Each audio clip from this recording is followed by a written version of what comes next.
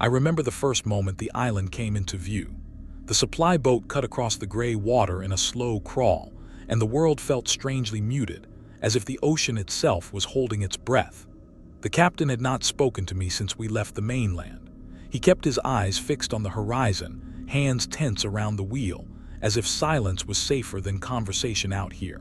I did not press him. The air around the island carried a weight that made small talk feel impossible. The lighthouse rose from the black rock like a monument to something forgotten. Tall, pale, and weathered by years of storms, it leaned slightly toward the sea in a way that felt almost defensive. I stared at it through the boat's smeared window and felt a pressure settle low in my ribs. This was my new post. A 3-month assignment meant to give me solitude, time, and stability after everything that had happened back home. That was the official narrative. The truth was that I needed distance from the noise of people. I needed something steady to anchor myself. A lighthouse seemed perfect for that. A structure built for clarity and guidance. A place where the world narrowed itself into routine and duty. But when the boat reached the dock, I understood why no one stayed long. The previous keeper waited for me at the edge of the pier. He looked nothing like the confident operator described in the station files. His eyes were sunken, clothes disheveled, and his beard showed streaks of salt that had not been there in his last recorded photograph. He shook my hand without meeting my gaze and pulled me close enough that I could feel his breath tremble against my ear. "Never record the noises after midnight." That was all he said. Not a welcome, not an explanation. He released my hand and rushed past me toward the boat as if something on the island had been holding him captive. The captain cast off moments later, and neither man looked back. The boat grew smaller across the water until it dissolved into the thick haze that surrounded the coast. Suddenly, I was alone. The island was larger than I expected. Most of it was jagged rock carpeted with short, sun-starved grass. There were no trees, no signs of wildlife, and no sound other than the steady crash of waves against the cliffs. The wind carried a strange dampness that clung to my skin. It smelled faintly metallic, almost like old machinery left to rust in the rain. I carried my gear along the narrow path to the lighthouse. Every step made the structure loom larger above me, its windows dark and unwelcoming. I tried to push aside the warning I had been given. Superstition runs deep among lighthouse keepers. Isolation has a way of twisting small noises into threats and long nights into imagined hauntings. I told myself that the man had simply been worn down by solitude. Still, the phrase lingered in my mind. Never record the noises after midnight. He said it with the urgency of someone recalling a near disaster. When I reached the lighthouse door, I placed my hand on the worn wood. It was colder than it should have been. A faint tremor ran through it, as if the tower itself carried a pulse. I unlocked it and stepped inside. The interior smelled of oil, salt, and damp stone. The narrow spiral staircase coiled upward into shadow. My footsteps echoed more sharply than they should have. The acoustics felt wrong. The building was hollow yet alive, as if listening to me. I carried my bags to the keeper's quarters on the second floor and set them down beside the small iron bed. The room was simple. A desk near a porthole window, a stove, a worn-out chair. Enough space for a person to live, but not much more. Pinned to the desk was a single sheet of paper.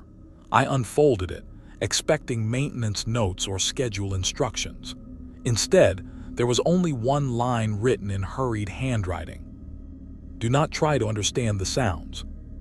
The ink was smudged, and the pressure of the pen strokes suggested the writer's hand had been shaking. My stomach tightened. This was no superstition. These were warnings from a man who had seen something that broke the edge of his sanity. I moved through the rest of the building to familiarize myself with the layout. The lantern room at the top was pristine, polished glass panels, clean metal trim. The light mechanism looked recently serviced. It hummed with a rhythmic pulse that was steady and reassuring. But below that, in the access hallway near the foundation, something felt wrong. The stone floor here was colder and the air thicker. A faint vibration came through the walls, too low to be sound, more like a pressure slipping across my bones. I stood still and listened. There was nothing, yet the sensation remained. A hum just below the range of hearing, a quiet tension in the air that did not belong. I returned to the quarters and lit the stove as night approached. The sun sank fast behind the clouds, turning the sky a dull slate color. I cooked a simple meal but barely tasted it. The silence felt heavier with each passing minute. It was not peaceful, it was watchful, as if the island waited for something. When the final sliver of light disappeared beneath the horizon, the world shifted. The waves fell quiet. The wind softened. Even the lantern room hum felt distant, swallowed by something larger. I glanced at the clock. Midnight was approaching. That was when I finally understood why the previous keeper had spoken with fear in his voice. There were sounds beginning to rise within the stone foundation, faint at first like distant churning, then deeper, slow, rhythmic.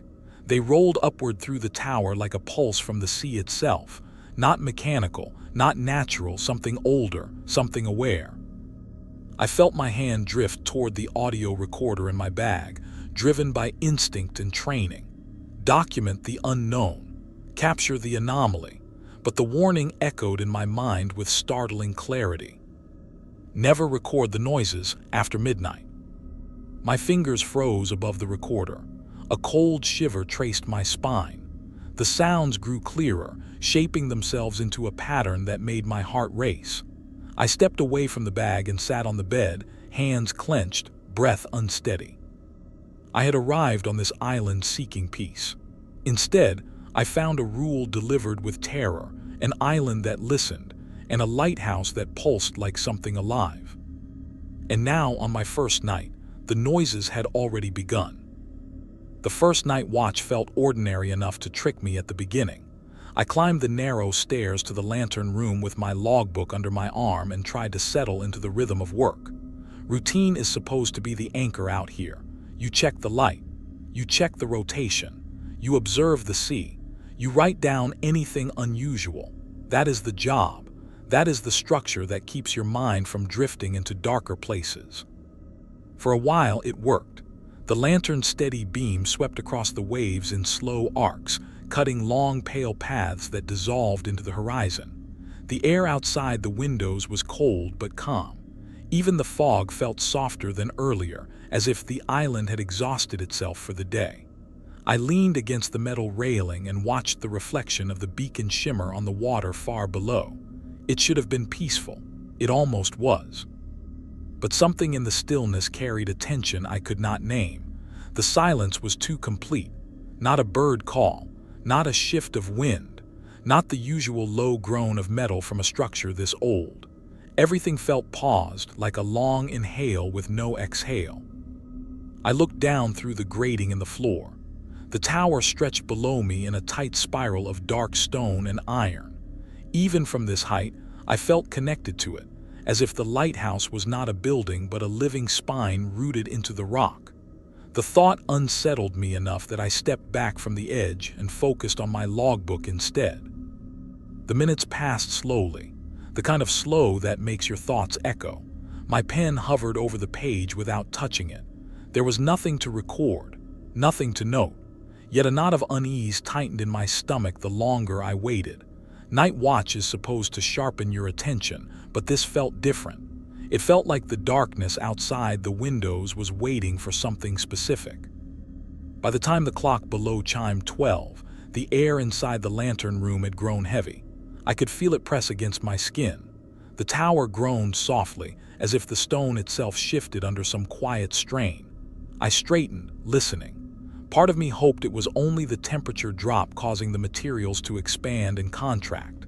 A lighthouse always breathes with the environment, but the sound was too deliberate, too steady. Then the vibrations began.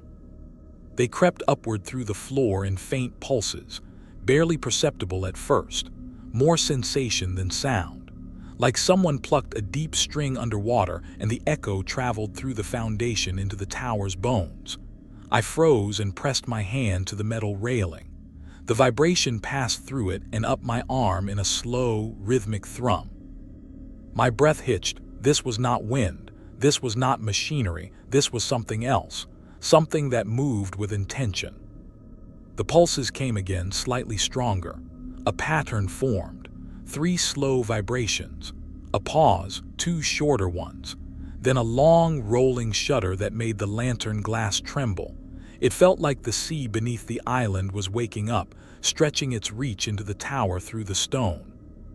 I told myself it was seismic activity, underwater tremors. The island sat on an old volcanic shelf. Occasional geological shifts were not unheard of. This explanation should have eased my mind. It did not. The vibrations felt too alive, too measured, too aware of me standing there in the lantern room with my hands shaking on the railing. I stepped back and forced myself to look away from the floor. I checked the rotation mechanism. I checked the flame. I wrote a short line in the logbook, though my handwriting wavered badly. Unusual resonance detected, possibly geological. It was the safest lie I could put on paper. The vibrations grew stronger for a few seconds, as if reacting to the moment I acknowledged them. The lighthouse structure hummed under my feet in a way that felt uncomfortably organic. I tightened my grip on the pen until my fingers hurt. Another rule echoed in my mind, the first keeper's warning. Never record the noises after midnight. My gaze drifted toward my recorder resting in the corner near my coat. A foolish, dangerous instinct nudged me to retrieve it, to capture proof, to analyze the pattern, to understand what was happening. That was the scientific part of me speaking, the part that trusted data more than fear. But the vibrations intensified as if they sensed the thought. The beam of the lantern flickered once, then steadied. My heart hammered against my ribs. I stepped away from the recorder with deliberate slowness, as if any sudden movement would provoke the tower itself. The pulses stopped abruptly. The silence that followed felt worse. It pressed against my ears with unnatural weight. The kind of silence that is not the absence of sound, but the presence of something listening. I forced a long, steady breath into my lungs. I counted each inhale the way I had learned during my recovery therapy, grounding myself in the rhythm. The tension eased just enough for me to move again. I walked to the window and looked down at the sea. The water should have reflected the lighthouse beam, but the surface was nearly black. It absorbed the light instead of catching it. Gentle ripples spread from the island's base in concentric circles, too uniform to be natural. They pulsed outward in the same rhythm I had felt through the floor. 3 slow waves, pause too short, then 1 long. A perfect match. I stepped back from the window, breath unsteady. Something beneath the island was communicating, not randomly, not blindly. It was sending a pattern, a message, and the lighthouse, rooted into the stone, acted as a conduit for the vibration. I pretended not to understand it. I pretended not to hear the lingering thrum that still echoed faintly through the tower. I returned to my chair, opened the logbook again, and stared at the page until my heartbeat slowed. For the rest of the night, I forced myself to follow the routine. I checked the beam. I scanned the horizon. I turned away from every shadow that seemed to twist the wrong way. I repeated the same grounding breath over and over. And below all of that, beneath the floor and beneath the sea, the rhythmic pulse continued at the edge of perception. Not loud enough to force attention, just present enough to remind me that the first night had been an introduction. The island had spoken, and I had chosen to pretend I did not hear it. By morning, the vibrations from the night before still lingered in my bones. I felt them while brushing my teeth, while tying my boots, even while boiling water for coffee. It was like a faint pressure behind my ribs that pulsed in the same rhythm as the sea. I kept telling myself it was leftover tension, stress, a trick of memory. But every few minutes, the sensation synced perfectly with something I could not hear. That frightened me more than the vibration itself. I went to the operations room after sunrise to check the radio equipment. Routine helps settle the mind. That is what every manual insists. A structured environment keeps the imagination from stepping into dark corners. But the moment I entered the room, something felt different. The radio console sat slightly crooked on the table, not enough to suggest tampering but enough to make me frown. The wiring beneath it looked older than the rest of the station. Frayed cloth insulation, dust in thick layers. I knelt to inspect the connections, trying to distract myself with technical focus. That was when I saw it. A thin leather edge poking from behind the console. I reached behind the radio and pulled out an old leather-bound logbook. The cover was cracked from age and stiff from damp air. When I shifted it, a small cloud of dust drifted into the sunlight cutting through the window. This was not the current operational log. The official one sat on the desk, clean and up to date. This book had been hidden, deliberately. A slight imprint on the wood suggested it had spent years pressed between the console and the wall. My pulse quickened. I carried it to the desk and sat down slowly, as if the book might react to sudden movement. When I opened the front cover, my breath caught. Half the pages were missing. Not naturally fallen out, torn out, ripped with force. Jagged edges remained along the binding, each tear stained with faint marks that looked blurred, as if they had once been touched with damp hands. The remaining entries were written in hurried handwriting that slanted downward. The ink on some pages ran slightly, as if water had been spilled or the writer's grip had trembled. The first surviving passage read, "Do not write the patterns, do not replay them. They repeat inside the walls for a reason. They are not meant for us." A cold shiver crawled up my spine. I flipped to the next page. I heard the first sequence again tonight. It came through the floor. I felt it in my teeth. It wants to be recognized. It wants to be understood. I refused to give it shape on paper. My fingers hovered above the page. I read the words 3 more times, unable to look away. This was not a technical warning. This was fear recorded in its rawest form, a fear the previous keeper must have carried alone for months. The next passage was shorter. "Resist the curiosity, resist the pull. They need a witness but not a recorder." My mouth went dry. My body felt too still, as if even my pulse was listening. I turned another page. This one shook slightly in my hands. "Something beneath the island understands patterns. When we try to interpret them, it responds. It grows louder. It grows clearer. I made the mistake once. I will not again." The ink on this entry smeared at the end, as if the pen had slipped from the writer's grasp. I leaned forward and traced the edge of the tear with my thumb. The missing pages haunted me more than the written ones. What had he documented that needed to be destroyed so violently? As I studied the remaining pages, a subtle tremor passed through the floor. I froze. Morning sunlight filled the room, yet the vibration felt identical to the one from the previous night. I pressed my palm to the table. The thrum pulsed again, soft, cautious, as if testing whether I was paying attention. I closed the logbook on instinct. The vibration faded. My breath stuttered in my throat. I waited for the pulse to return. It did not. The silence that followed felt sharp, almost scolding. I opened the book again, heart pounding. The next surviving entry was nearly illegible. "If you begin to understand the message, it notices. If you listen too closely, it listens back." My stomach tightened. A flush of heat crept up my neck. I whispered to myself in an attempt to steady my thoughts. "You are imagining the connection. You are projecting." But the words on the page disagreed. "Do not record it. Do not describe it. Do not give it form." I leaned back in the chair and stared at the ceiling. The lighthouse hummed faintly, but now I could not tell if it was mechanical or something else. The line between function and presence had begun to blur. I closed the book again. The leather felt warm from my hands, and the weight of it seemed disproportionate to its size. I considered tucking it back behind the radio, hiding it again, but the pull was too strong. Forbidden knowledge does not release its grip easily.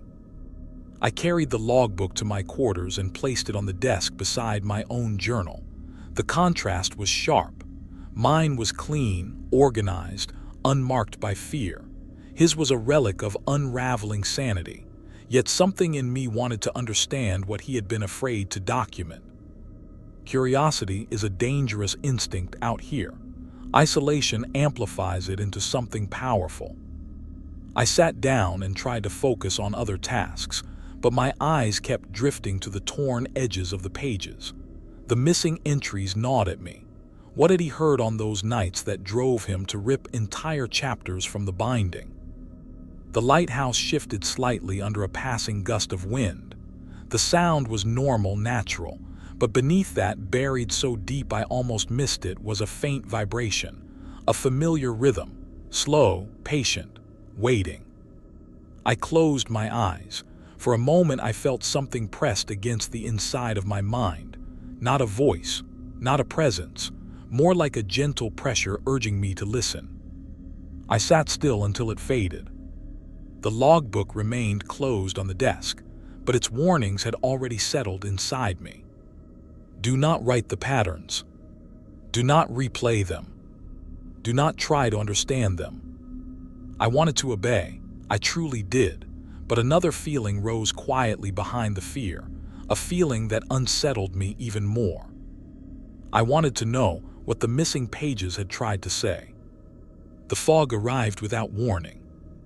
One moment the coastline lay sharp beneath the rising sun, the waves rolling in steady motions that felt almost normal. The next moment, a dense white curtain swept across the sea and swallowed the horizon. It moved with unnatural precision, as if guided by something conscious beneath its surface. Within minutes, the entire island, the cliffs, and even the lighthouse base disappeared behind a wall of shifting gray. Fog is nothing new for lighthouse keepers. It is something you learn to respect, not fear. But this fog was different. It carried weight. It pressed against the windows like a living thing searching for a way inside. When I stepped into the lantern room, the glass panes looked frosted from within, as though something on the other side exhaled a cold breath against them. The beam of the lighthouse struggled through the fog, unable to cut more than a few meters ahead.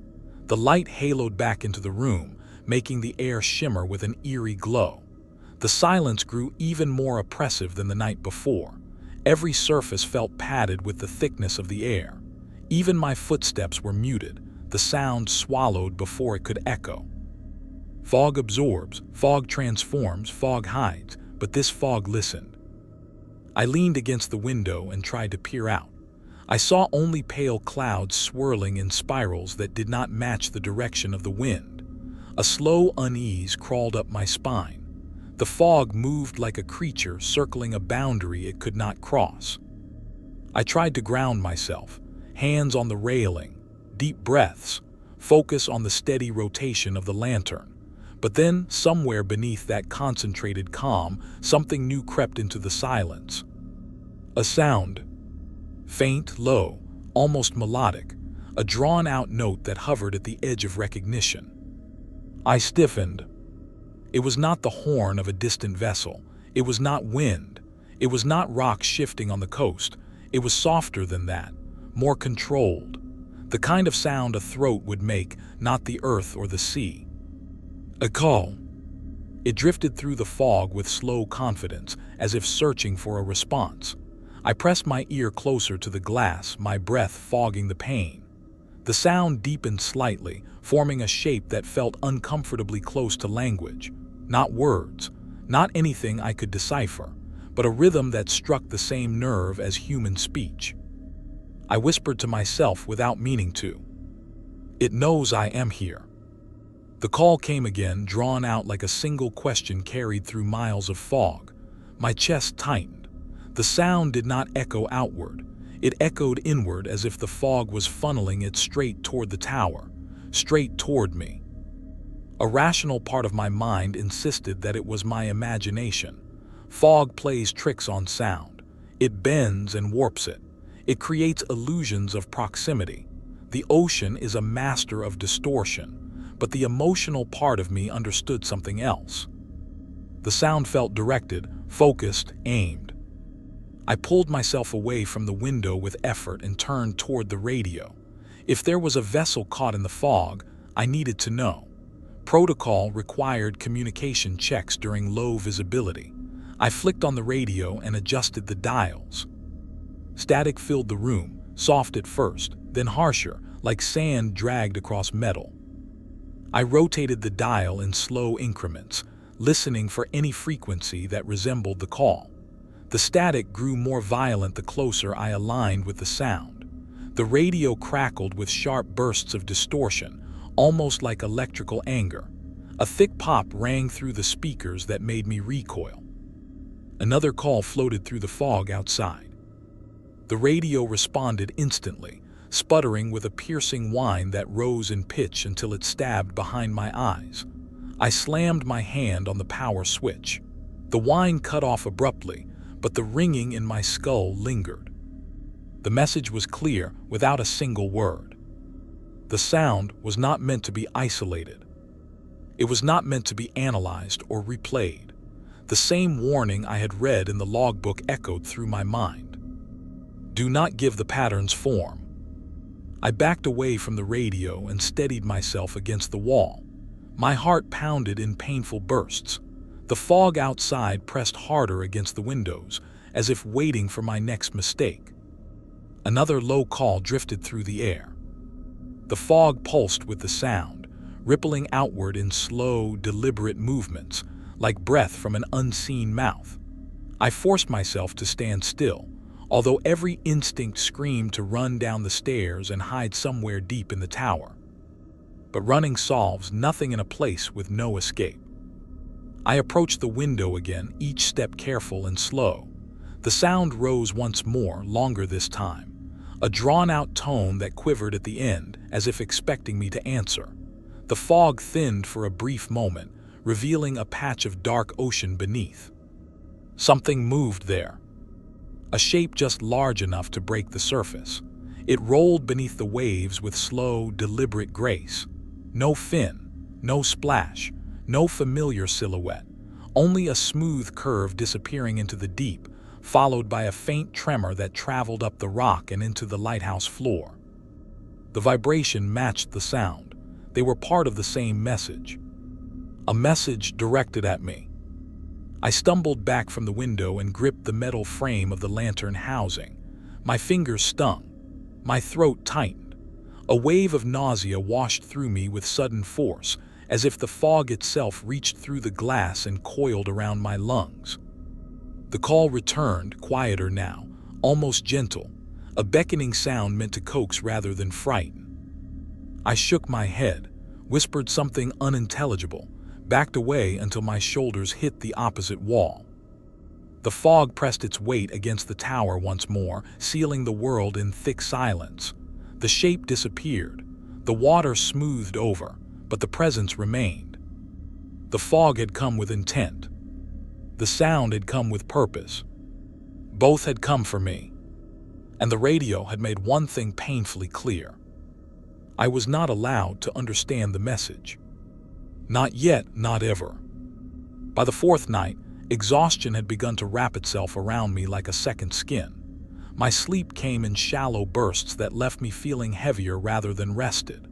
Even during the day, a faint echo of the earlier vibrations followed me through every room, pulsing just beneath thought like a memory that refused to fade. I told myself I was adapting to the isolation, that the fog, the nights, the logbook warnings, and the strange calls had simply unsettled me more than I wanted to admit. But deep down, I knew the truth. The island was not simply a place, it was a presence, and it had started to notice me. By the time night fell on the fourth day, I moved through the lighthouse with a mixture of dread and ritual. I lit the lantern, documented the weather, tested the radio without actually transmitting anything, and climbed to the lantern room for the first watch. Everything felt heavier in my hands. Even the air carried a strange thickness that clung to my skin. Outside, the fog had retreated, leaving a clear night sky that hung above the sea like a cold, distant ceiling. Stars shimmered through thin clouds. The ocean stretched out in a dark expanse with an unsettling stillness. It looked calm. It felt anything but calm. The lighthouse beam rotated steadily, sweeping across the surface in wide arcs. Each pass illuminated small ripples that shimmered for a moment, then vanished. My eyes kept drifting to the dark water, searching for any sign of movement beneath the surface. After what I had seen in the fog, I could no longer trust the apparent calm of the sea. Midnight approached with a quiet that made the air feel brittle. My heart beat faster with each tick of the station clock below. I gripped the metal railing inside the lantern room to steady myself. At first, the tower was silent. Then the vibration started. It began deeper now, stronger than before. The pulse rose through the foundation, up the walls, and into the floor beneath my boots. I steadied myself against the railing, expecting the familiar, irregular tremors from earlier nights. But this was different. This time, the vibration settled into a rhythm almost immediately, a steady pulse, a sequence of beats aligned with mathematical precision. 3 slow vibrations. Pause. 2 sharp ones. Pause. 3 slow. 2 sharp. A repeating pattern. My breath hitched in my throat. This was not geological noise. This was not resonance from the waves. This was communication. The vibration traveled up the metal railing and moved into my arm like an invasive signal. I tried to let go, but my hand remained pressed to the rail, frozen by a strange compulsion. A heat spread into my palm that was not painful but deeply unsettling, like static electricity charged with intent. The sequence repeated again. 3 slow, 2 sharp. My breath began to change. Without realizing it, I inhaled during the slow pulses and exhaled during the sharp ones. My ribs tightened as my lungs shifted into the rhythm. My breathing was syncing with the pattern. I ripped my hand off the railing and stumbled backward, gasping. My chest tightened in protest, as if the rhythm wanted to reclaim control. I pressed my back against the cold wall, forcing myself to breathe at my own pace. 1 breath in. 1 breath out. Steady. Human. But even then I could feel the pulse behind the air trying to match my inhale, trying to lead it, trying to tune me. I slid down the wall until I was sitting on the floor, legs trembling. The vibration intensified for a moment, as if irritated by my resistance. The lantern above flickered. A faint hum rose in the air, not in the ears but in the bones, like a resonant tone produced by something vast and unseen beneath the island. I clutched the sides of my head. Stop.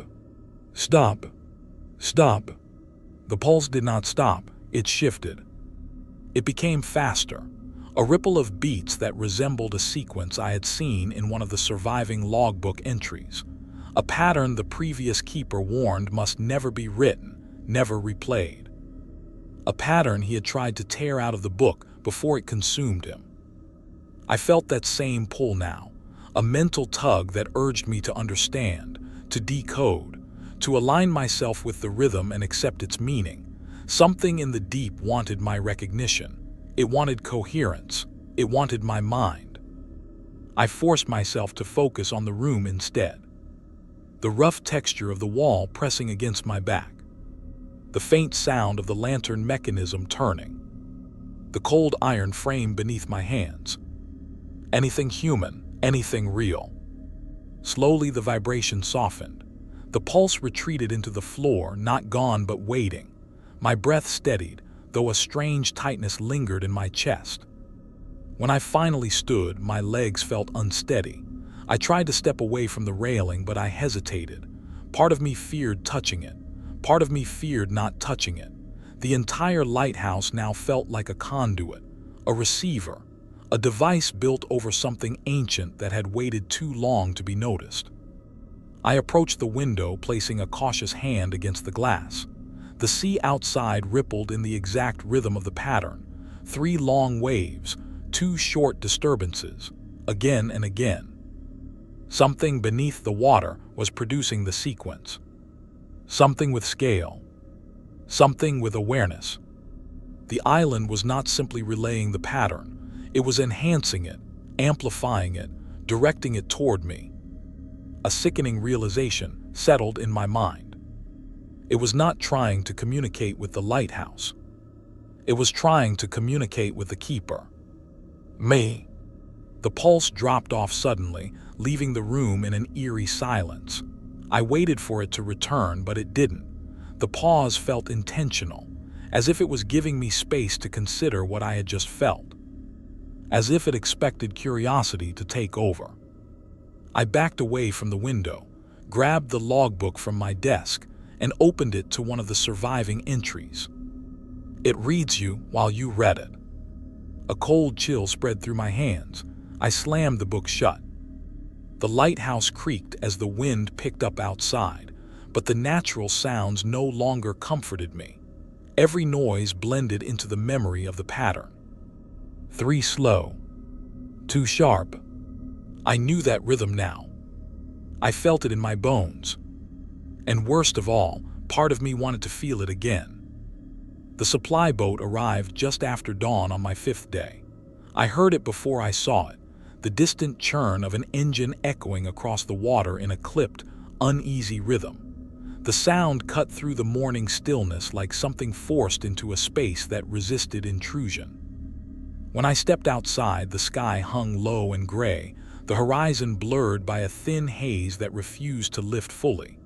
The boat approached the dock slowly, as if reluctant to come closer.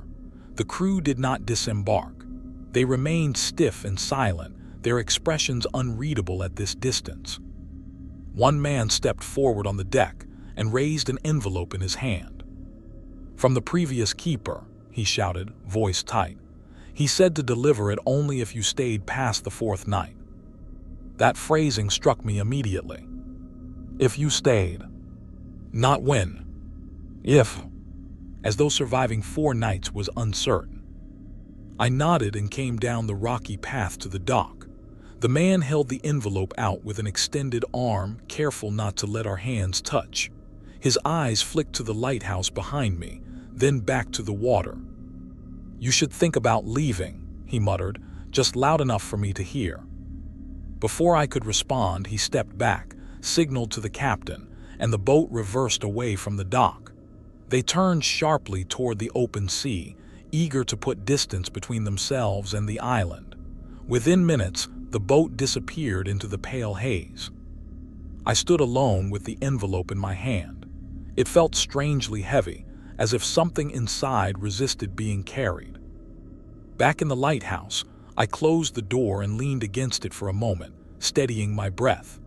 The air in the tower felt colder than it had outside, and the silence was unnervingly dense, as if the building listened for my reaction. I tore the envelope open carefully. Inside was a single cassette tape. No label, no writing, no instructions. For several seconds, I stared at it without moving. My hands trembled slightly. A part of me wanted to throw it into the sea and pretend it never reached me. Another part wanted to understand what drove the previous keeper to send it in secret instead of leaving it in the logbook. Curiosity won. I carried the tape to the operations room and slid it into the old player on the shelf. The machine whirred as it pulled the tape into position. I hesitated for one last moment, then pressed play. Silence filled the room. Not the natural silence of a quiet space, not the soft hush of wind or distant waves. This silence was thick, intentional, the kind that swallows every other sound until nothing remains. I leaned forward, listening harder. Then something shifted. The silence had depth, layers, like a tunnel stretching into darkness far deeper than the tape should have been able to hold. A subtle vibration rose beneath it, faint enough to question whether I truly heard it or only felt it.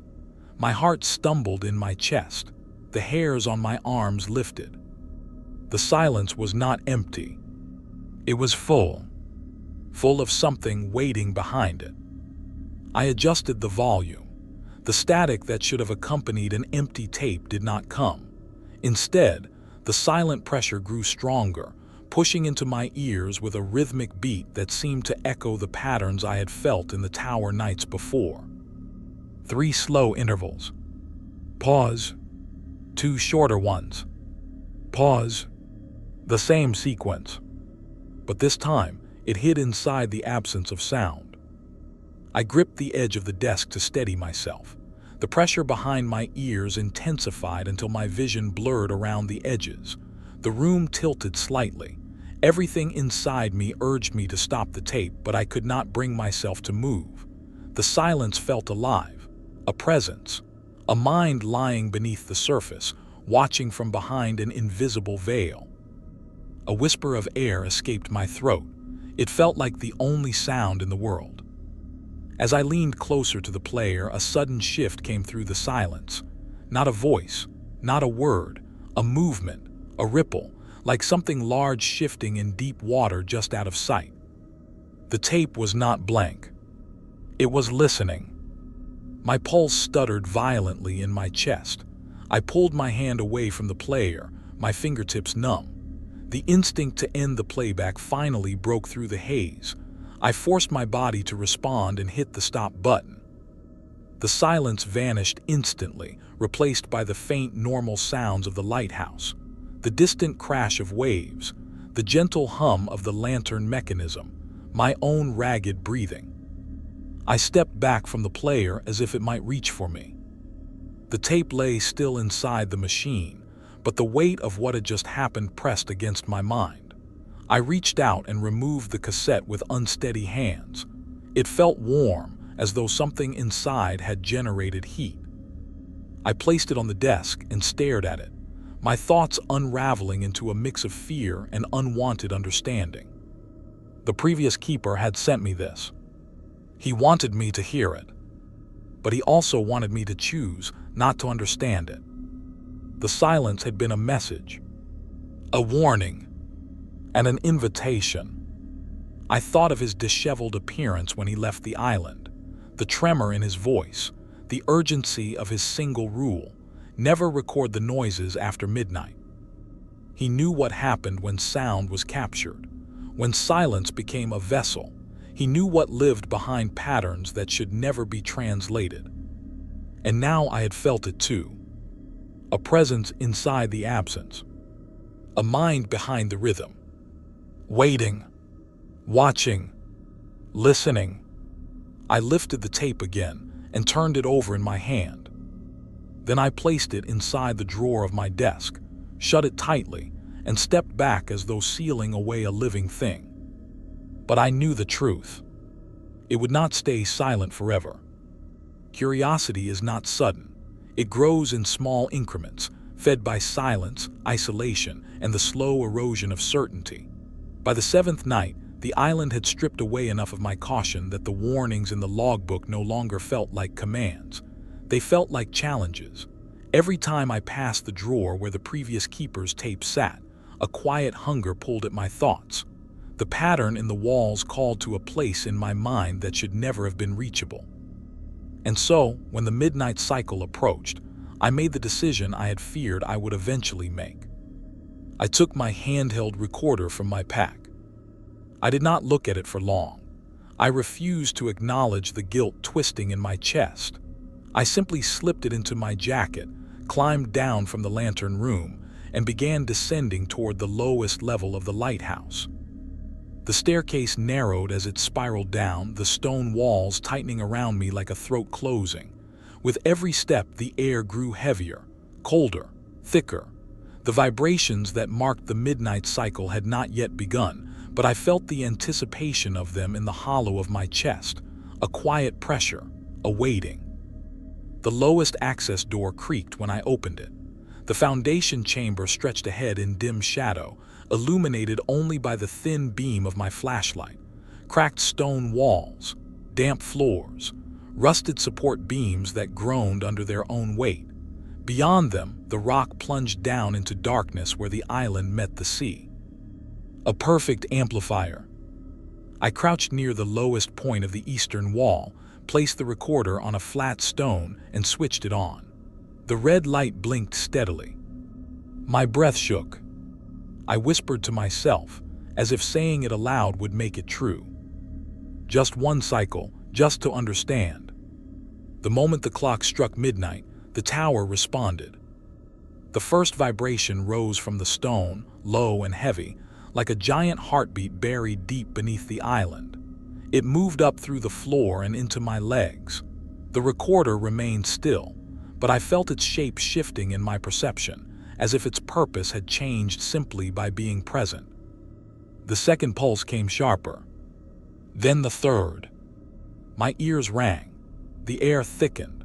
The pressure inside the chamber increased with dangerous speed, as though something enormous had opened an unseen eye far below the surface. The pattern began. 3 long pulses. 2 short ones. 3 long. 2 short. The walls trembled. Dust drifted from the ceiling. The sound was not a sound at all. It was a frequency that bypassed the ears and burrowed directly into the bones. I backed away from the recorder, my breath trembling against my ribs. My body wanted to run, but my mind remained tethered to the device on the floor. Part of me feared what it would capture. Another part feared what it might not capture. The sequence grew louder, more deliberate. The pressure in the room tightened around my skull, collapsing thought into instinct. The red light on the recorder blinked faster, though I had never seen it behave that way.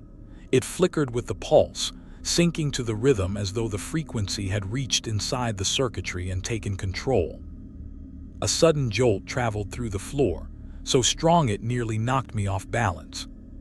Then everything stopped. No vibration. No sound. No pulse. Silence. But it was not the silence of the previous keeper's tape. This silence was aware. Alert. Listening. My pulse echoed loudly in my ears. My hands shook uncontrollably. I reached for the recorder, desperate to end the session before something worse happened. As my fingers touched the device, the stone beneath me trembled again. A single pulse. Deeper than any before. Slow, heavy. It felt like a greeting. I grabbed the recorder and ran. I sprinted up the stairs, stumbling against the railing, breath tearing through my throat. The tower groaned behind me, the walls tightening like an exhale. By the time I reached the keeper's quarters, sweat soaked the back of my shirt. My hands trembled so violently that I fumbled the recorder twice before collapsing into the chair at my desk. For several minutes, I simply sat there, staring at the blinking light. I should have destroyed the recording. I should have thrown the device out the window and into the sea. Instead, I pressed play. The noise that came through the speaker was not noise. It was contact. A low frequency rolled out of the device and struck me like a physical blow. My skull tightened, pressure building behind my eyes until my vision blurred. The frequency crawled down my spine like a cold fingertip tracing every vertebra. My mind felt pried open. The sequence rose again. 3 long pulses. 2 sharp ones. But beneath it was something new, a faint modulation, a shift in tone that hovered just outside the range of understanding, a near language, a shape of intention. The vibration burrowed deeper. I gasped sharply as a wave of nausea hit me. The room swayed. My fingers spasmed. A warm trickle slid from my nose. Blood. I tried to stop the playback, but my hand refused to move. My vision darkened around the edges. A pressure pushed behind my eyes, forcing images into my mind. Dark water. Stone chambers beneath the island.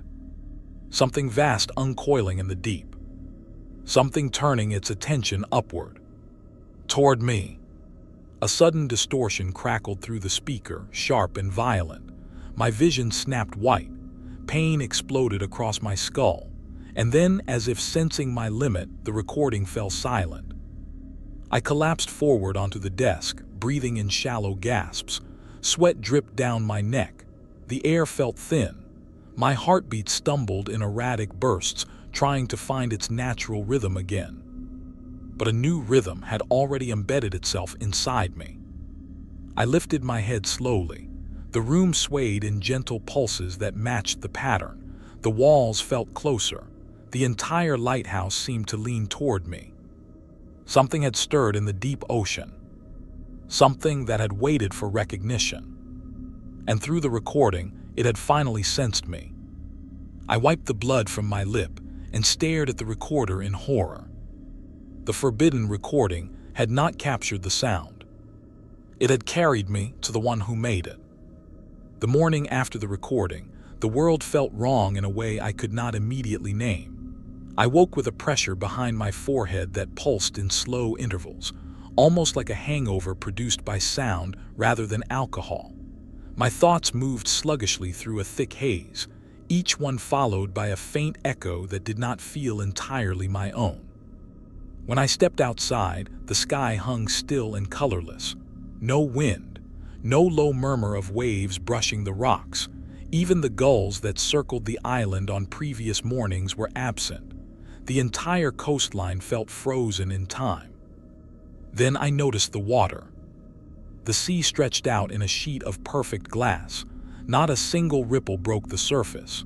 No tide, no current, no wind disturbance. It looked like a dark mirror laid across the horizon, reflecting the pale sky with uneasy precision. Nature does not behave like that. Water is never perfectly still. My stomach tightened. I stepped closer to the edge of the cliff, careful not to slip on the damp stone. From this height, the ocean usually revealed shifting swells and deep currents moving beneath the surface. Today, it revealed nothing. Nothing except shadows. Large ones. They drifted far below the surface, slow and deliberate, as if pacing beneath the island. They were too deep to distinguish clearly, but their movements carried purpose, an intention that made my skin crawl. Each time one shifted direction, a faint pressure pulsed inside my skull, like a thought struggling to take form. I stumbled back from the edge. Pressure does not rise with motion. Not like that. Not in sync with something I could not truly see. I forced myself to leave the cliff and return to the lighthouse, but the unease followed me inside like a shadow clinging to my heels. The interior of the tower felt unfamiliar, as if its angles had subtly shifted overnight. My boots echoed against the steps with a delayed resonance that made my breath hitch. When I reached the operations room, I turned on every piece of equipment I had. The barometer, the sonar, the seismic sensors, the outdated ocean monitoring console. If the sea had fallen into unnatural stillness, something should have registered. Atmospheric imbalance, pressure changes, a spike or dip in wave activity. But the instruments showed nothing. Flat lines, static equilibrium, as if the environment around the island had simply shut itself off. I pressed my hands against the table and leaned forward, trying to steady the tremor in my fingers. My pulse fell into the familiar, unnatural rhythm. 3 slow, 2 sharp. Anxiety rose in my throat. The instruments told me the sea was dead silent. My mind told me the opposite. The pressure behind my eyes pulsed again. Not painful, but insistent, like a message waiting to be decoded. When I exhaled, the breath left my lungs in a slow, controlled rhythm that did not feel entirely like my own. The thought struck me with a clarity that cut through the haze. The island was not only echoing the sound, it was amplifying it, directing it, transmitting it, and I was the receiver. A cold shiver ran through me. I stepped away from the equipment and pressed my back against the wall, grounding myself in physical sensation. But even the rough stone texture felt foreign beneath my fingertips, as if the lighthouse had begun to change its relationship to my senses. Every part of the tower vibrated with a slow pulse that did not belong to stone. I closed my eyes and forced a slow breath, But the moment I did, an image flickered in my mind, unbidden, clear, like a snapshot delivered through a signal. A chamber beneath the island, carved rock curving into vast depths, dark water shifting around something massive, something waiting. My eyes flew open. The vision faded instantly, leaving only the pressure behind. My breath grew shallow. This was no hallucination. This was a transmission. Not from above or around me.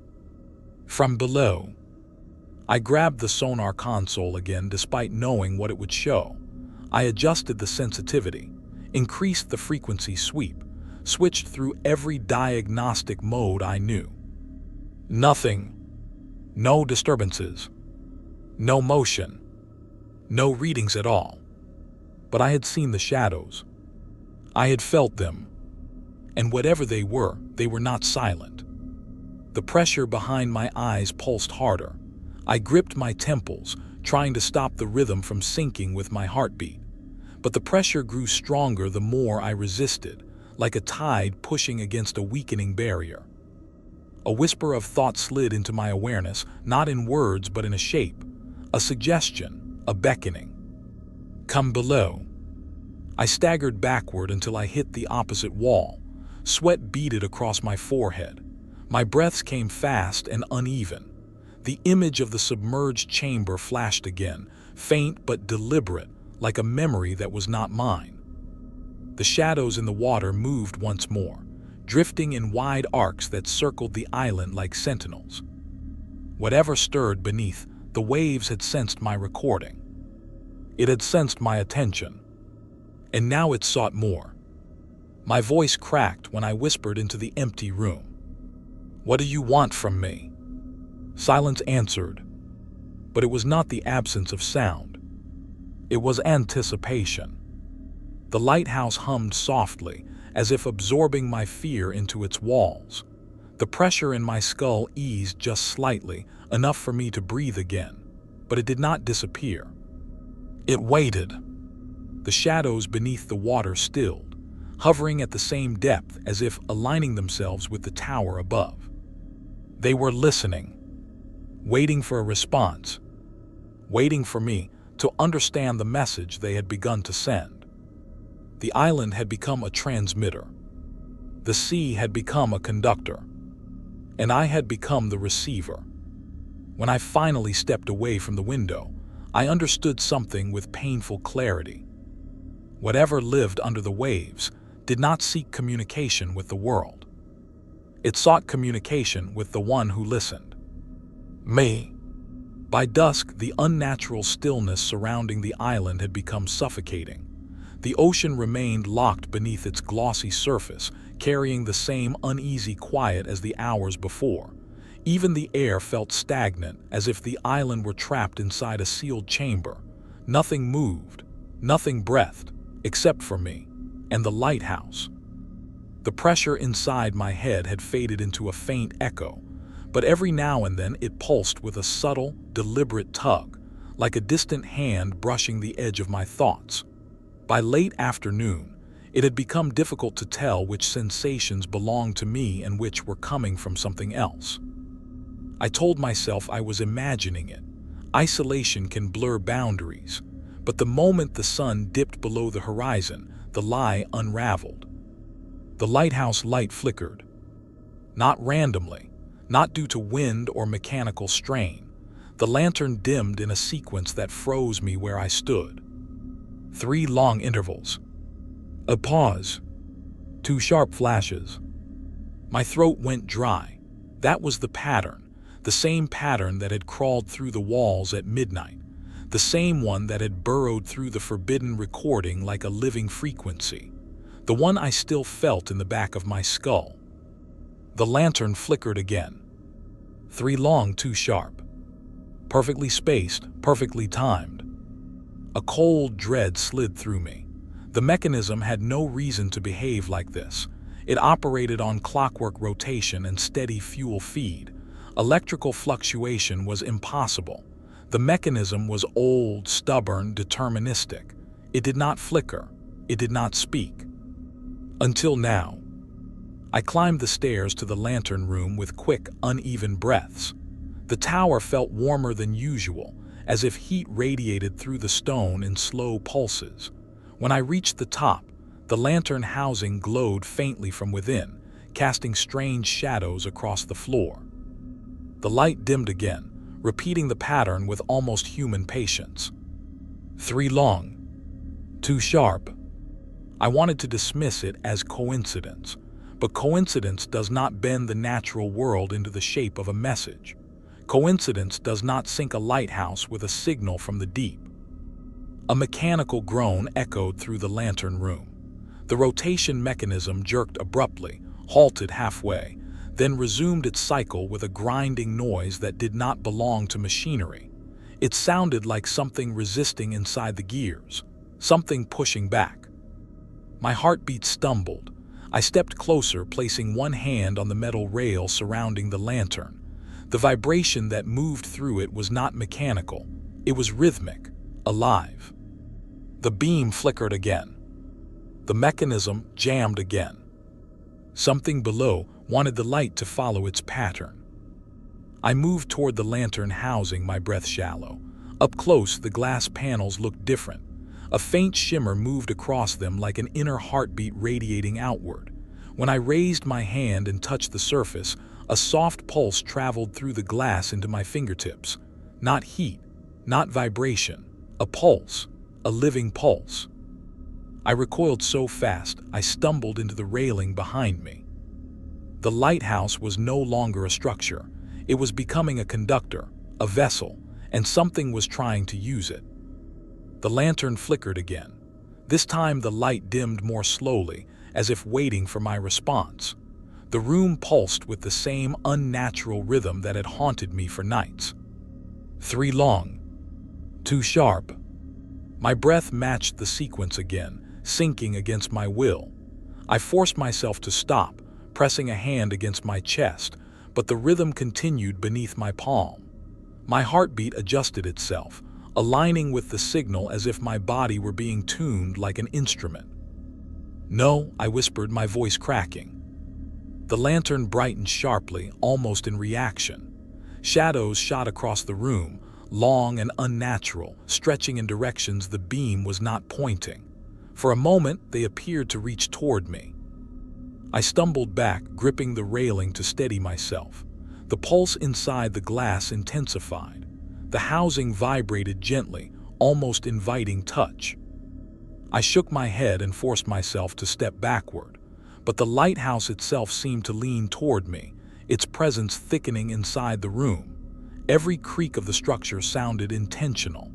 Every shift of metal against metal felt like a response. Even the air carried a subtle electric charge, as if the tower had been waiting for this moment. I reached the far wall and pressed my back against the cold stone. My thoughts raced, each one chased by an unsettling truth. This tower had been built long before modern regulations, long before precise mapping, long before accurate geological surveys. What if the island had been chosen not for safety, but for influence? Not to warn ships, but to anchor something older. Another flicker. 3 long, 2 sharp.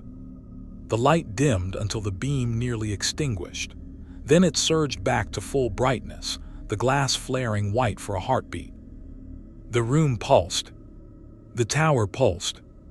And I felt the pressure behind my eyes answer in return. A sudden grinding noise tore through the lantern room. The rotation mechanism seized completely, stuck in place as if held by unseen force. The lantern beam froze, pointed directly out toward the sea, toward the deep. In the unmoving beam, the water far below shimmered unnaturally, not with reflection, with movement. Shadows glided beneath the surface in the same rhythm as the flickering light. I gripped the railing and stared down, breath trembling. The tower was synchronizing with whatever lived beneath the island. The light had become a signal, and I was standing inside the transmitter. Something shifted in the depths of the sea, large enough to ripple the stillness without breaking the surface. The pulse inside the glass strengthened in response, as if communicating across the distance. The island was no longer silent. It was speaking. And the lighthouse, once a tool of navigation, now felt like a living organ in a body far older and more powerful than the structure itself. When the lantern finally dimmed back to normal and the mechanism lurched into motion again, the relief that washed through me carried no comfort, only dread. Because now I understood something with absolute clarity. The lighthouse was changing, and it was not malfunctioning. It was transforming. For communication, for connection, for me. I put off the descent for as long as I could. After the light flickered its message into the sea and the tower pulsed like a living conduit, every instinct told me not to go lower. The source of the sound waited beneath the lighthouse. Everything pointed downward. The shifting shadows under the waves, the pulse in the walls, the previous keeper's warnings, even the visions that flickered behind my eyes at the edge of sleep. Still, dread was not enough to stop me. I had a duty to understand the structure, and the island had already chosen me as its listener. So just after midnight, with the air dense enough to feel touched by an unseen hand, I began the descent into the understructure. The staircase spiraled downward in a cold, silent coil. My flashlight beam cut narrow paths across the stone, revealing details I had overlooked on earlier trips. Thin veins of salt crust ran along the steps, not scattered randomly but lined in faint geometric patterns. Triangles interlocked with circles, arcs branching into repeating symmetric forms. The edges were sharp, deliberate, almost mathematical. No tide could have carved them. No mineral deposit grows in perfect shapes. It felt like the island had been marking something, or learning to mark something. The deeper I went, the warmer the air became. It carried a faint metallic tang like old machinery left to rust in brine. Under that scent was another note, faint but inescapable, something earthy, something alive. When I reached the lowest landing, I paused to steady my breath. The vibrations had already begun, faint pulses that ran up the bones in my legs like a slow, measured heartbeat. My chest tightened as they synced with my pulse. The stone archway leading into the tunnels yawned, open in a silent invitation. I stepped through. The understructure stretched ahead as a broad corridor carved directly into the rock. Support beams lined the walls at uneven intervals, their surfaces coated with thick salt crust that glittered in the flashlight beam. As I passed each one, the structures emitted faint hums that vibrated against my teeth. It felt like the beams were resonating with something deeper in the rock. The deeper I walked, the louder the sound became. Not just the familiar pulse. Layers. A low foundation tone thrummed steadily, deep and heavy. Above it, a higher vibrating line quivered with rhythmic precision. Then another tone, softer, weaving between the first two like a thread pulling a pattern together. Harmony. The island was producing harmony. My breath hitched. I had never heard anything like it, not even in recordings of seismic resonance chambers or underwater volcanic funnels. The sound was not random. It was structured, layered, intentional. The tunnel tightened into a smaller passage. The salt geometry grew more intricate here. Spirals that expanded outward in perfect ratios. Angular grids intersecting in repeating sequences.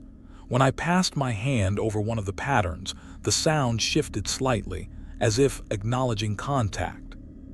I pulled my hand back instantly. This was not nature.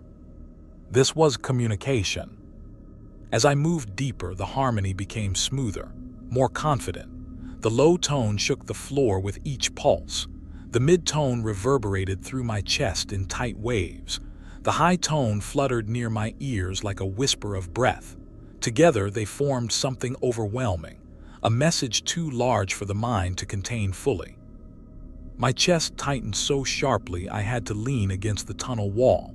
My breath came in fast, shallow bursts, sinking and descending with the rhythm in a frantic cycle. If I let myself follow it, I feared I would not return to my own rhythm again. I forced a slow exhale, grounding myself in the physical, the stone against my back, the cold metal of the flashlight, the sweat forming on my palms. For a moment, I regained control. But the harmony did not stop. It grew richer. Subtle modulations rippled through the tones, causing my skin to prickle. My vision blurred for a moment, replaced by the image of a vast chamber carved beneath the island. Not a hallucination, a memory delivered to me, a place I had not yet seen but was being guided toward. A layered voice rose within the harmony. Not speech, not language, recognition, as though something ancient had noticed my presence clearly for the first time. I pressed forward, unable to turn back even though my body screamed for retreat. The tunnel curved sharply to the right, then opened into a broader cavern carved out of solid rock. My flashlight beam swept across the rough floor and met something I could not immediately comprehend. The salt formations climbed the walls in large geometric arcs, forming a lattice that resembled both organic growth and engineered structure. At the center of the chamber, the stone dipped downward into a wide fissure. A faint plume of warm air escaped from it, carrying the same metallic scent that filled the tunnels. The harmony intensified, resonating through the cavern like a choir of stone. I knelt at the edge of the fissure, breath trembling, and aimed the flashlight downward. The light caught water far below. Black water, still but heavy with motion beneath its surface. And beneath the water, shadows moved. Not chaotic shadows, intentional shadows. Large ones. They circled the fissure slowly, each pass syncing perfectly with the layered tones. My heart thrashed in my chest, my mouth dried instantly. The intelligence behind the harmony was not metaphorical. It was real. It was ancient. It was waiting. A sudden ripple in the water below sent a sharp, modulated pulse through the tones. The entire chamber vibrated with a force that knocked me backward onto the stone. Something below had noticed my arrival. Something capable of shaping sound with precision. Something that recognized a listener. The tones shifted into a new structure. A rising sequence. A greeting. A summoning. My vision narrowed. My breath stilled. My mind tilted toward the harmony with terrifying ease. The intelligence beneath the island was not simply speaking. It was inviting me to understand, to yield, to become tuned. I staggered to my feet, forcing myself away from the fissure. My legs shook violently. The chamber felt like a throat closing around me. The sound pursued me as I backed into the tunnel, never losing its deliberate rhythm. As I reached the archway, the harmony shifted once more. A concluding pulse. 3 long, 2 short. The same pattern that had followed me since the first night. Only now, there was no mistaking it. This was not a simple signal. It was a call. And now that I had descended and heard it directly from the source, I knew with sickening clarity that something in the deep expected me to answer. I returned the next night, though every rational part of me begged to stay in the upper levels where the air was thin with fear but still breathable. Something about the chamber I glimpsed the night before clung to my thoughts. Not curiosity exactly, but a pull. A gentle but insistent tug, like a hand curled around the base of my spine guiding me downward. The descent felt different this time. The stone steps seemed softer beneath my boots, worn down by something far older than human footsteps. The walls felt narrower, as if the rock was drawing closer, listening for my breath. The geometric salt patterns had grown since the previous night. The spirals were thicker, their edges sharper, and new branching lines spread outward like veins. They formed sequences I almost recognized, though I could not place where I had seen them before. Maybe in the logbook, maybe in the flicker of the lighthouse beam, maybe in something deeper, something rising inside me like a half-remembered dream. When I reached the tunnel mouth, the air changed immediately. The temperature dropped, but the drop carried a strange warmth beneath it, like standing near a living creature with a cold exterior and a heated core. My chest tightened as I stepped forward. The layered harmony had not begun yet, but a faint underlying pulse rolled up from the depth, brushing against my ribs with every beat. This time, I did not resist the pull. I followed it. The tunnel twisted and widened until it opened into the stone cavern where I had seen the fissure.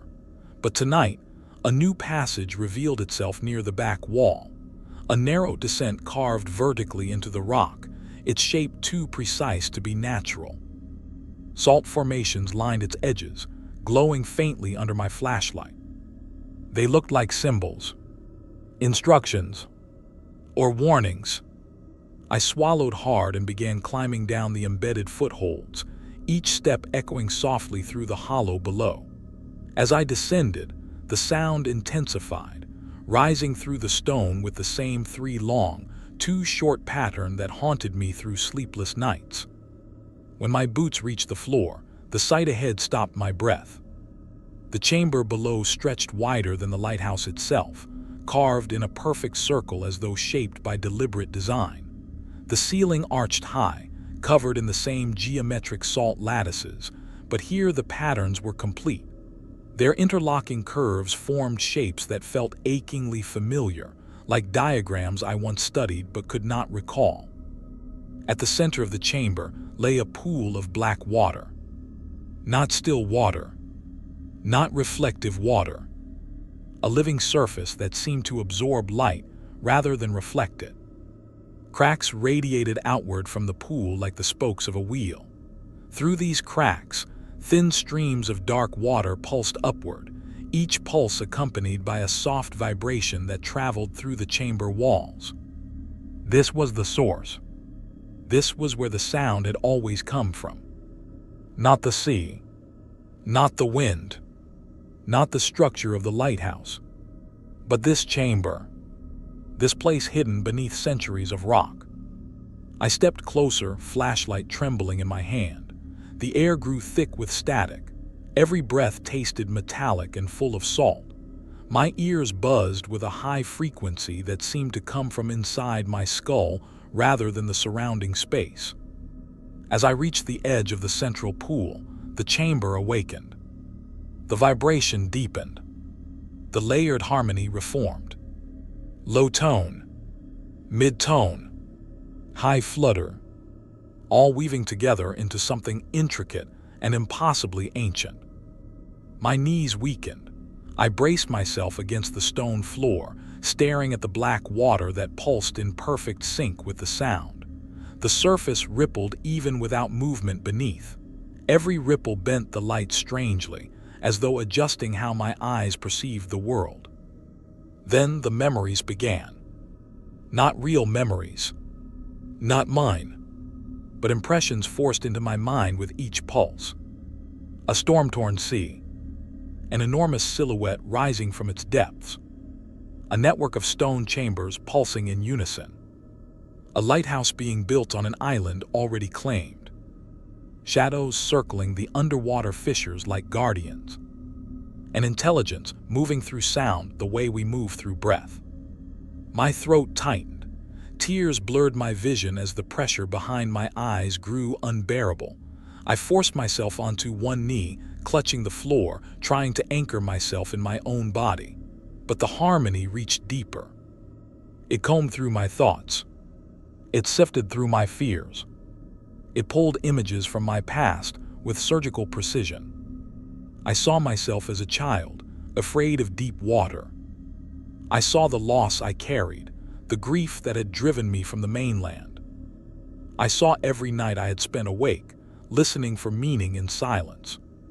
The chamber used my memories as if they were tools, as if understanding me helped it shape its message. A wave of nausea rolled through me. I staggered backward and fell onto the stone, breath shaking. The sound softened, lowering to a deep hum that resonated through the cracks. The chamber was studying me. Not simply calling, not simply transmitting. It was learning me the way a pianist learns the tension of strings. It wanted full recognition. It needed a mind to carry its shape. And now that I had entered the chamber below, it no longer hid its intent. A faint ripple passed across the water and something shifted beneath the surface. Not a shadow this time, not a hint of motion, a presence, a pressure that curled upward like a hand reaching toward my throat. I scrambled back until my shoulders hit the chamber wall. My flashlight beam danced across the carvings, making them appear to twist and realign in response to the sound.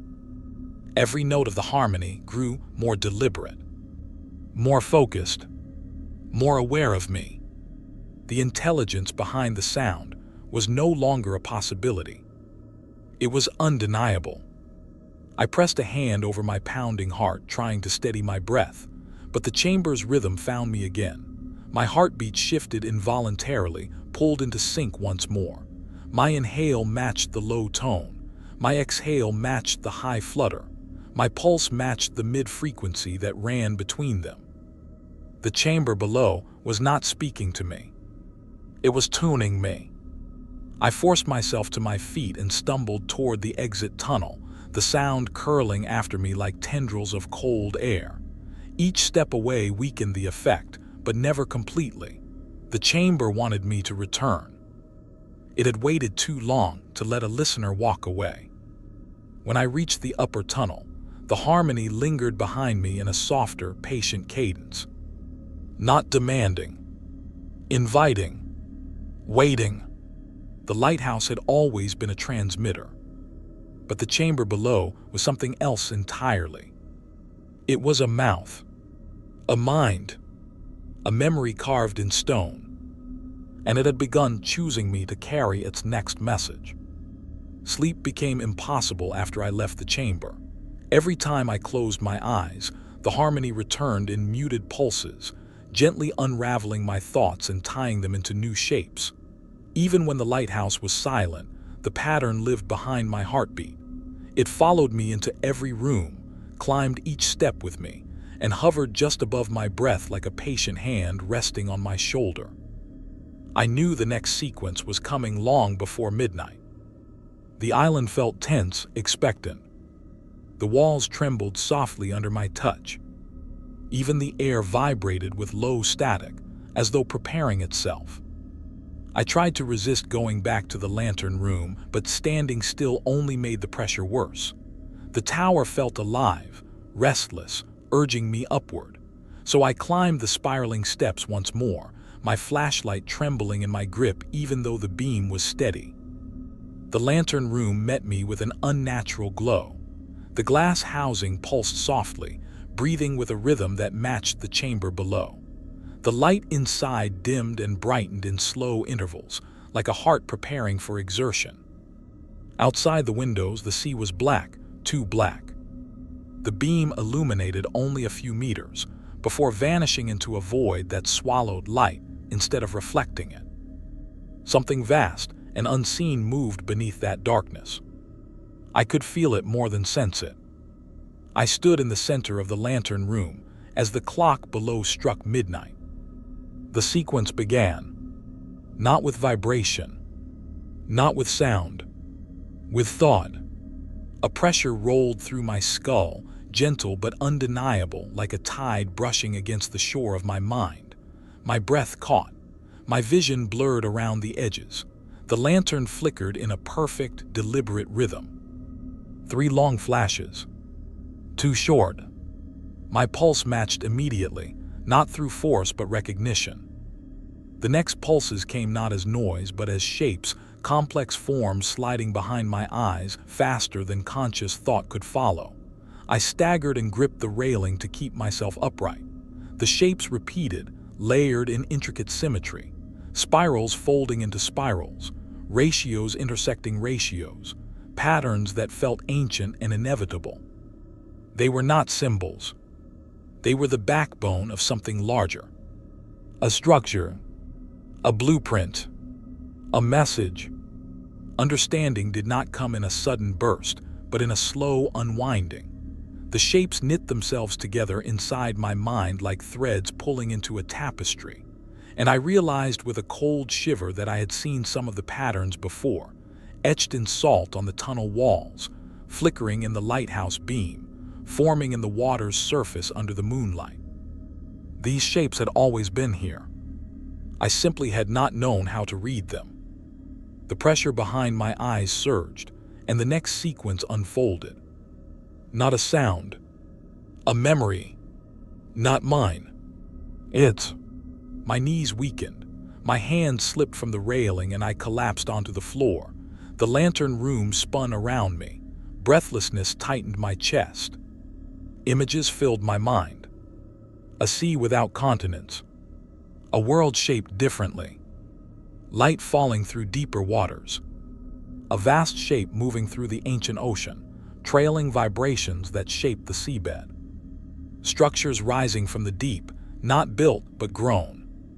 Chambers carved by pressure and resonance, each one holding a fragment of intention.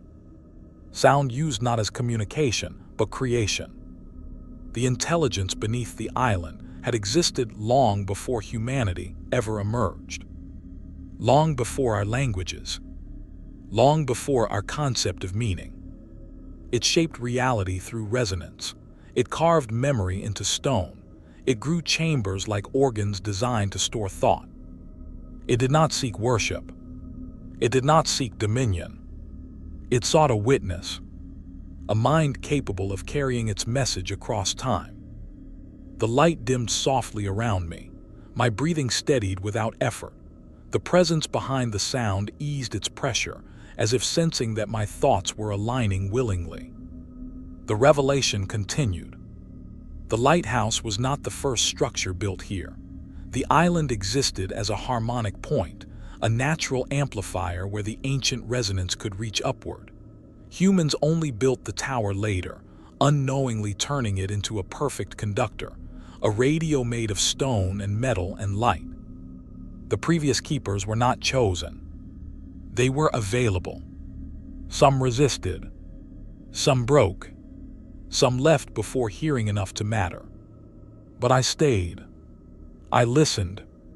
I recorded. I opened the path without meaning to. The next image struck me like a blow. The chamber below was one of many. A network ran beneath the ocean, connected through deep channels and stone corridors shaped across ages. Each one waited for the right mind, a resonance that aligned naturally. And mine aligned. Not by force, not by manipulation, by invitation. I gasped as the truth settled through me like warm water filling a cold vessel. The intelligence beneath the island was not consuming me. It was welcoming me.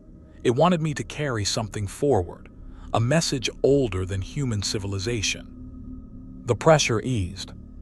The images faded. I lay on the lantern room floor, trembling, sweat chilling on my skin. The lighthouse beam steadied to its normal rotation. The pattern ended. But the meaning remained. The sound was not simply communication. It was inheritance. An ancient chorus searching for a voice that could endure. My mind felt stretched, reshaped slightly, as if space had been carved inside it to hold something new. My thoughts moved more fluidly. My fear softened into a strange clarity. The intelligence beneath the waves had waited long enough. Now it had a witness. I rose slowly, gripping the railing to steady myself. My reflection in the glass looked pale and shaken, but my eyes held something I had not seen before. Recognition. I whispered into the empty lantern room, not in fear, but in understanding. I hear you. The room vibrated faintly in response. Not loudly, not aggressively, gratefully. I did not remember making the decision to flee. One moment I stood in the lantern room, breath unsteady, mind echoing with what I had just understood. The next moment I was stumbling down the stairs, driven by a primal instinct that surged faster than thought. The resonance had quieted in the tower, but inside my skull it remained loud, too loud. Each pulse shaped itself into a faint echo of language that brushed the edges of comprehension. Not words, not commands, something more intimate, a suggestion, a presence making room for itself. With every step downward, the pressure behind my eyes intensified, pulsing in perfect rhythm with the tower's walls. 3 long. 2 short. 3 long. 2 short. It followed me up the staircase like a heartbeat that did not belong to my body. When I reached the lower landing, the air felt thick, almost liquid, as if the entire lighthouse existed underwater. I pressed a hand to the wall to steady myself, but the moment my palm touched the stone, a soft pulse traveled through it into my arm, a greeting or a warning. I jerked away and nearly lost my footing. The climb grew harder. Not physically, mentally. Each step up the spiral staircase felt heavier, as if resistance pressed down from above. The lighthouse seemed to lean inward, compressing the air in tight increments. My breath shortened to shallow gasps. My legs trembled even though the incline was familiar. The sounds were no longer in the walls. They were in me. Inside my skull, inside my chest, inside the rhythm of my breath. I forced myself upward, gripping the railing until cold metal dug into my palm. The vibrations traveled through the rail, curling around my fingers like threads of warm fabric. I almost let go. I almost collapsed right there on the stairs. But something drove me upward. Fear, recognition, the faint memory of who I had been before the island. I climbed. Halfway up, a distant rumble shook the lighthouse, not from inside the structure, from outside. I froze and looked toward the nearest narrow window. The view punched the air from my lungs. The sea was no longer still. It churned violently in circular patterns that did not match any natural current. The water rotated in uneven spirals, each one expanding outward from the island's base as though stirred by something enormous beneath the surface. The waves did not break or crash. They rolled with slow, heavy precision, like muscles flexing under skin. There was no wind, no storm clouds, no atmospheric shift. The ocean was moving because the island wanted it to. I forced myself back into motion, but the sight clung to me as I climbed. The staircase blurred beneath my feet, and the pulse inside my skull grew louder, more insistent. With each step, it synced harder with my heartbeat, taking control of its rhythm. My chest tightened painfully. My breath stumbled. I gripped the railing again, but the metal pulsed like a living vein beneath my hand. By the time I reached the keeper's quarters, I was drenched in sweat. My hands shook violently as I pushed open the door and stumbled inside. For a brief moment, silence returned. Not true silence. A pause. A breath between pulses. I leaned against the desk, struggling to steady myself. My reflection in the small window across the room caught my eye, and the sight chilled me. My pupils were dilated, almost entirely black. My expression was hollow, distant, as though a part of me was still in the chamber below. I backed away from my own reflection, heart hammering. The pulse inside my skull throbbed again, sharper this time. A warning, a reminder. The island had chosen me, and leaving would no longer be simple. I pressed my fingers to my temples, trying to center myself in my own thoughts. My voice came out strained and small. Stop, just give me a moment. The pulse softened, not disappearing, accommodating. I sank into the chair and stared at the floorboards as the truth settled over me like a heavy blanket. I had been chosen, not for punishment, not for harm, for purpose. The resonance was not invading me. It was aligning me. The chamber below had shaped the island for centuries, waiting for a mind capable of understanding the language beneath language. sound that carved meaning without words, memory stored in vibration.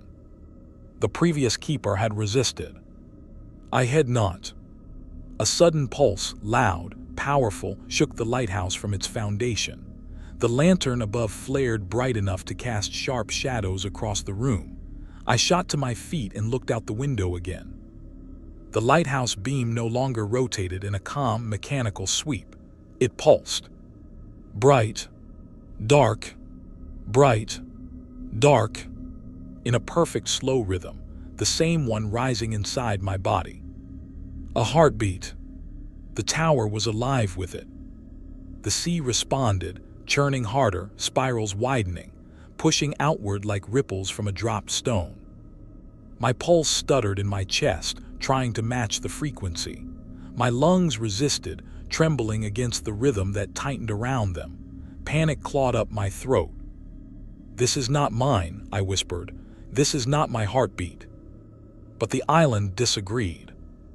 The next pulse hit me with staggering intensity, and for a moment my vision darkened at the edges. My knees buckled. I caught myself against the desk, breathing in shallow, ragged bursts. The resonance had followed me out of the chamber. It followed me into the tower. It followed me into my mind. And now it wanted something irreversible. I forced myself upright, gripping the edge of the desk until my knuckles whitened. My breath fought to stay my own. But the truth was undeniable. The island had begun its choice, and I feared it had already finished it. By the 14th night, I knew what the island wanted from me. The realization grew quietly, the way a shadow expands as the sun lowers. Not sudden, not dramatic, but steady. I felt it every time the vibration crept up the walls, every time my pulse involuntarily synced to the deep rhythm, every time my breath hesitated before finding a pattern that was not mine. The lighthouse had become an instrument, and I had become part of its mechanism. But duty clings to a person even when fear has taken everything else. I still told myself I had to file a final report, a status update, a human voice anchored in reason, sent back to a world that no longer felt reachable. So I sat at the operations desk just past sunset, my hands trembling above the recorder. The equipment hummed with a low static, as though anticipating my words. The air felt heavy and warm, thick with the scent of salt and metal. The tower shuddered with small pulses that radiated up through the floorboards and into my spine. I pressed the record button. My voice began steady. Trained. Professional. This is Lighthouse Keeper, reporting from station. But before I could finish the coordinates, a pulse throbbed through the microphone. My voice warbled, reshaped in real time. The recorder twisted the sound, bending my words into the familiar rhythm. 3 long. 2 short. I stiffened and tried again. Visibility has decreased since yesterday. The sea continues to. The equipment cut me off, repeating my words back in a layered echo, each layer dropping into the cadence the island wanted. Even my breath on the recording reshaped into the rhythm. 3 long. 2 short. My heartbeat responded instantly, sinking in terrified obedience. A tremor spread through my chest, deep and involuntary. It felt like my ribs had become a tuning fork. I leaned close to the microphone, desperate to force clarity. This is a distress call. Something is wrong with the speaker crackled violently, drowning my words in a low-frequency tone that resonated deep enough to shake dust from the rafters. My voice replayed again, warped so completely that it no longer sounded human. It sounded like a signal, a carrier wave. And then I felt it, the moment the frequency settled inside my chest. A soft vibration began between my ribs, subtle at first, like an aftershock, then stronger. My lungs trembled with each breath. My pulse stuttered before realigning, matching the frequency the equipment had forced into my own voice. I clutched the edge of the desk, gasping as an overwhelming pressure pushed through my sternum. It was not pain, it was recognition, like something ancient had slipped between my bones and settled there, shaping itself to the rhythm of my heart. My thoughts wavered, then shifted, then reshaped. The recorder whined again, words spilled from the speaker, my words, but twisted, layered, structured exactly like the deep tones in the chamber. I heard myself speak in a way no human voice should shape sound. The island was using me. My voice, my memories, my cadence, a vessel for its message. My breath hitched as I understood what the previous keeper had tried to communicate in his torn logbook entries, why he ripped out the pages, why he left behind warnings instead of explanations. He had reached this point too. He had felt this shift. He had realized the island's intention. Not to destroy a keeper, not to lure one, but to select one. The resonance was not meant for the radio, not for the lighthouse, not for the ocean. It needed a mind, a living interpreter, a voice, and now it had mine. I pressed stop on the recorder, but even with the device silent, the transmission continued inside me. My ribs vibrated with the rhythm. My inhaled breath carried a subtle harmonic flutter. My thoughts folded themselves around the pattern with alarming softness. The lighthouse beam outside pulsed again, perfectly matched to the frequency in my chest. I staggered toward the window, gripping the sill to keep myself upright. The sea churned in slow, concentric circles, stirred by something deep and vast. The spirals formed shapes I could nearly understand now. A message written in movement. My reflection in the window caught my eye. My face looked pale, strained, but my eyes pulsed with faint rhythm. The same 3 long, 2 short cadence flickered in the dilation of my pupils. I pressed a hand against my chest, whispering through a tremor. This isn't me, this isn't mine. But the vibration only strengthened in response, as if reassuring me, as if welcoming me. I backed away from the window, heart roaring in my ears. My breath shook as the truth settled over me like a cold, heavy tide. The previous keeper had not been warning me about the sound. He had been warning me about myself, about what I would become once the island finished tuning me. He warned me because he failed to resist it, because he became part of the resonance, part of the message, part of the transmission. I collapsed into the chair, hands shaking violently, and squeezed my eyes shut. But the darkness behind my eyelids pulsed with the same rhythm. The resonance no longer needed equipment to speak. It had found its new carrier, its new witness, its new voice. And I felt the final truth press into me with calm certainty. I was not giving the island a signal. I was becoming one. By the time dawn drifted across the horizon, the lighthouse no longer felt like a structure I lived inside. It felt like a body I inhabited. Each stone and beam vibrated with the same deep rhythm now pulsing through my ribs. The air hummed softly, shaped by a frequency that had not existed here before last night. I stood in the lantern room as the first streaks of light stretched over the calm sea. The sunrise painted the water in pale gold, but the surface did not shimmer or shift. It remained unnaturally still, as if the ocean itself was holding its breath. And then I heard it. The low thrum of engines. The weekly patrol. Rescue, supply, or both. A white boat emerged from the thinning mist, moving cautiously toward the island. For a brief moment, something inside me, a memory of duty, of responsibility, sparked in protest. They should not come closer. Not now.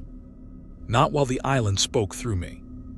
I took a step toward the window, raising my hand without realizing it, as if I meant to warn them away. But my fingers trembled, carrying the vibration outward into the air. A faint pulse rippled through the glass. The boat slowed instantly. Even from this distance, I saw the crew stiffen. A few staggered back from the rail, gripping their ears. The engine faltered as the boat drifted aimlessly, caught between approach and retreat. The hum inside my lungs deepened. Not voluntarily, not consciously. The island was speaking through me again, projecting resonance into the open air.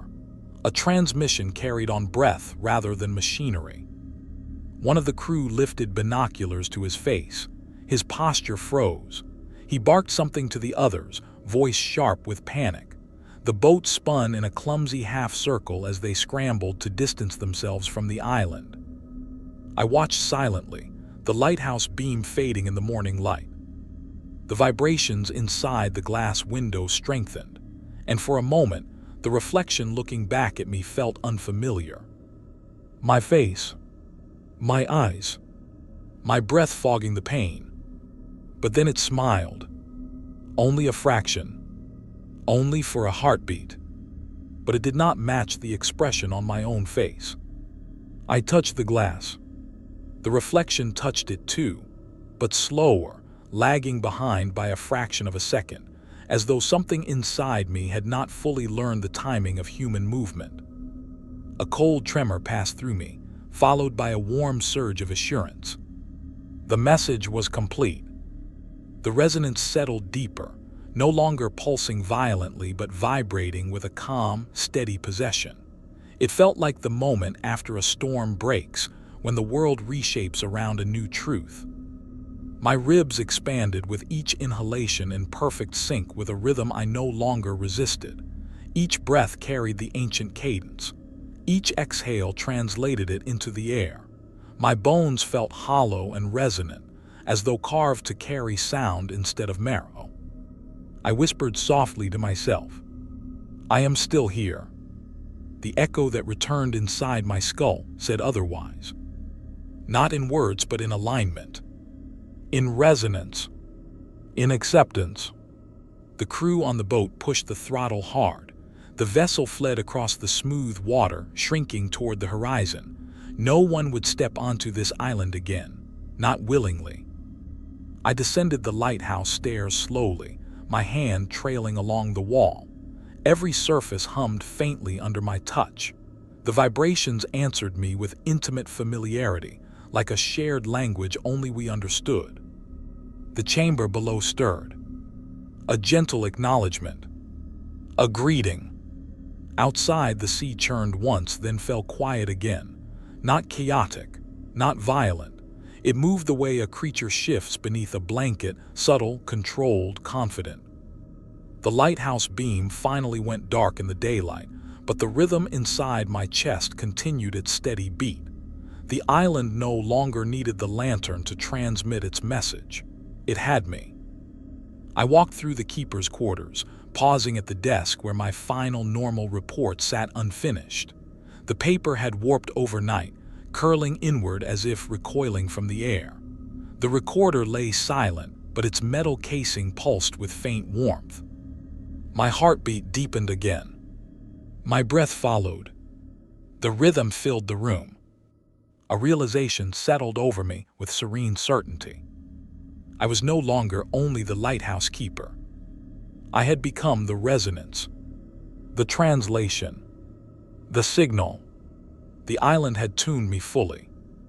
I stepped outside into the morning light, feeling the ocean stir in recognition. The horizon shimmered with a faint vibration only I seemed able to perceive. I exhaled slowly. The sound traveled outward, invisible and ancient. Somewhere beneath the deep water, something immense stirred in answer. The message continued. Through me, through breath, through pulse. And it would continue long after the world forgot there had ever been a lighthouse keeper on this forgotten island. I am its voice now, its witness, its new signal. And the deep is awake.